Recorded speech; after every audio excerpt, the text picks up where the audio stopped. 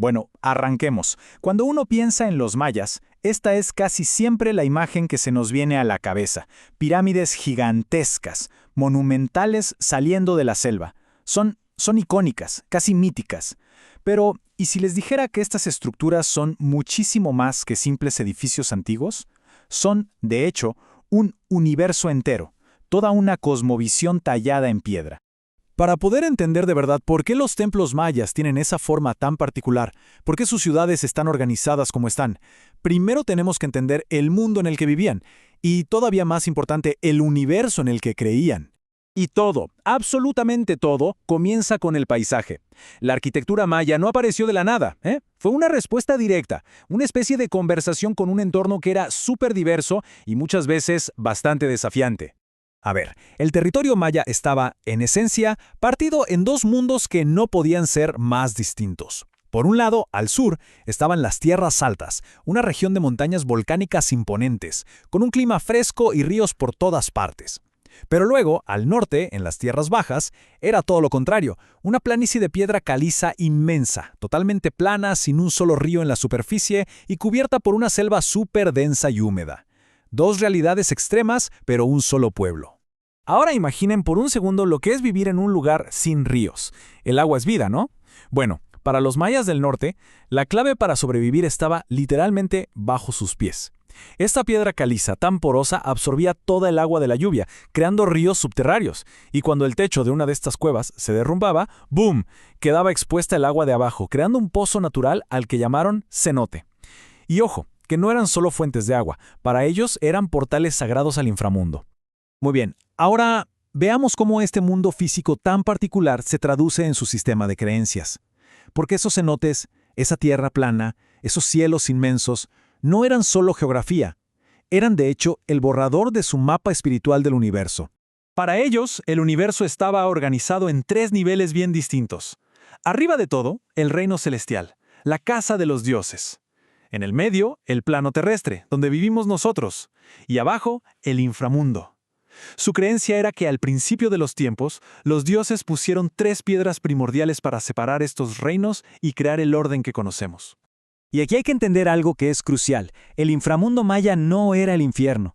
Olvidémonos de esa idea. No tiene nada que ver. No era un lugar de castigo para nada. Era un lugar de transformación. Era el sitio a donde el sol viajaba cada noche para poder renacer a la mañana siguiente. O sea, la muerte para ellos era una parte necesaria del ciclo para que pudiera haber nueva vida. Un concepto fundamental. Perfecto. Pero si el universo estaba dividido en estos tres grandes planos, ¿cómo interactuaban? ¿Cómo era posible la comunicación entre los humanos y los dioses a través de estas barreras cósmicas? Hacía falta una conexión. Bueno, la respuesta está en un concepto que es fascinante, el axis mundi, o el eje del mundo.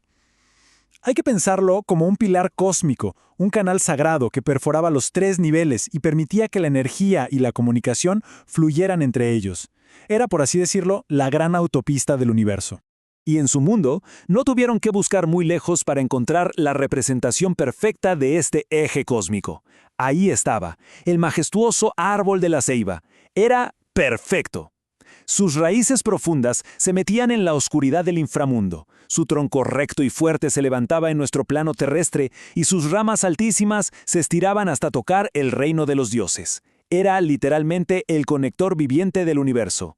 Entonces, aquí viene el punto crucial, donde todo encaja. Aquí es donde el entorno físico y el plano cósmico se fusionan para crear la arquitectura.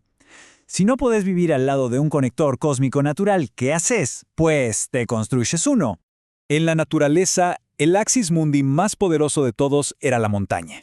Los mayas la llamaban Huitz, la montaña sagrada.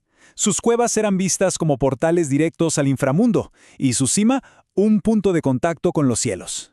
Y aquí llegamos a la idea central que lo cambia todo. Una pirámide maya no es solo una estructura impresionante, es una montaña sagrada artificial, una Huitz hecha por el hombre, diseñada para cumplir exactamente la misma función cósmica que una montaña de verdad, conectar los tres niveles del universo. Pero no se quedaron ahí. Lo que hicieron fue replicar sistemáticamente todo su cosmos en el diseño de sus ciudades.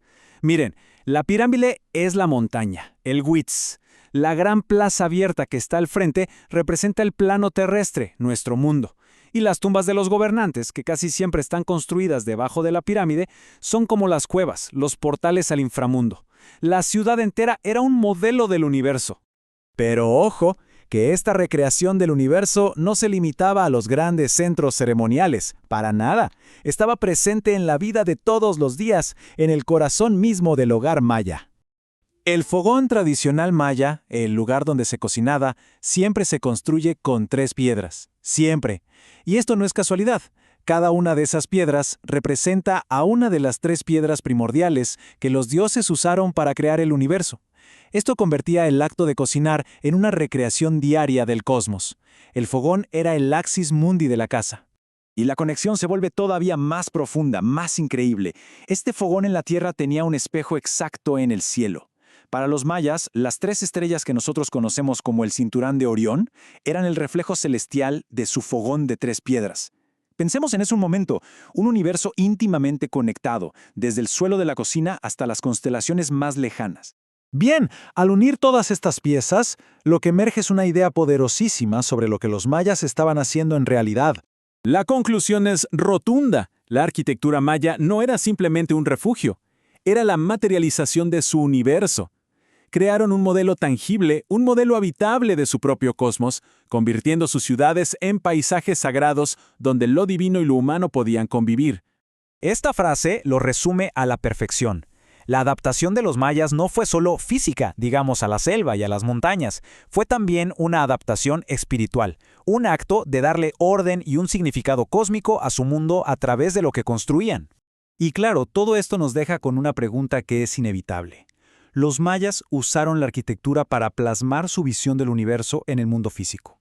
Si miramos nuestras propias ciudades, nuestros rascacielos, nuestras casas, ¿qué dicen sobre nuestras creencias, sobre nuestras prioridades? La pregunta final es, ¿qué cosmovisión estamos construyendo nosotros hoy, en piedra, en acero y en cristal?